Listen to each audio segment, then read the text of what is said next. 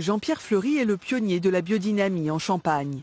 Bientôt 30 ans qu'il cultive ses 15 hectares de vignes sans engrais ni pesticides, au profit de traitements homéopathiques et de gestes bien précis. La taille, c'est le travail que j'aimais mieux le faire, que ça demande de réflexion. De récolte de l'année en cours et du remplacement pour l'année future. Mais avant cela, pour être certifié en biodynamie, ce passionné a dû convertir sa terre. Résultat, le rendement chute de 20% les 3 premières années, un manque à gagner compensé par la suite. Sur 10 ans, on n'a eu qu'une perte de récolte importante, c'était en 2012, on a fait 3000 kg/hectare. Et autrement, la moyenne sur 10 ans est de 10 200 kg/hectare, c'est-à-dire l'appellation.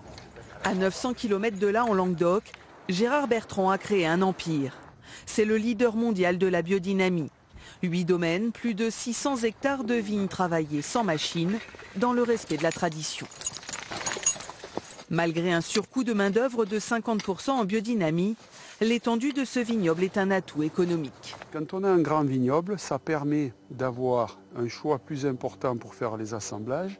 Ça permet aussi de limiter les risques, parce que si vous avez une parcelle où vous avez un incident de vinification, si le domaine est tout petit, c'est plus compliqué. Dans la cave de Jean-Pierre Fleury, des centaines de milliers de bouteilles de champagne. Un trésor qui lui permet d'amortir les coups durs. Une bouteille en biodynamie est vendue 30% plus cher, autour de 50 € en moyenne. Plus de la moitié sont écoulés à l'export.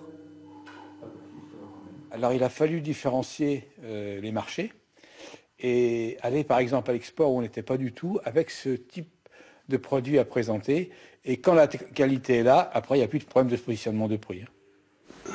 Séance dégustation avant la mise en bouteille de ce grand cru du Languedoc. Très fondu, avec beaucoup de fruits. C'est d'un soin. C'est la cuvée la plus prestigieuse, vendue 190 € la bouteille. Des tarifs élevés correspondant à ceux des autres grands vins du monde.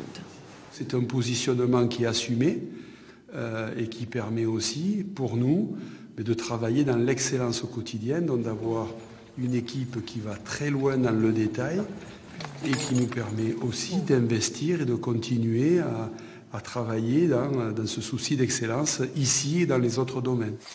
Le vin en biodynamie est aujourd'hui encore un marché de niche. Malgré des prix plus élevés, il séduit de plus en plus un public jeune, soucieux de sa santé et de préserver l'environnement.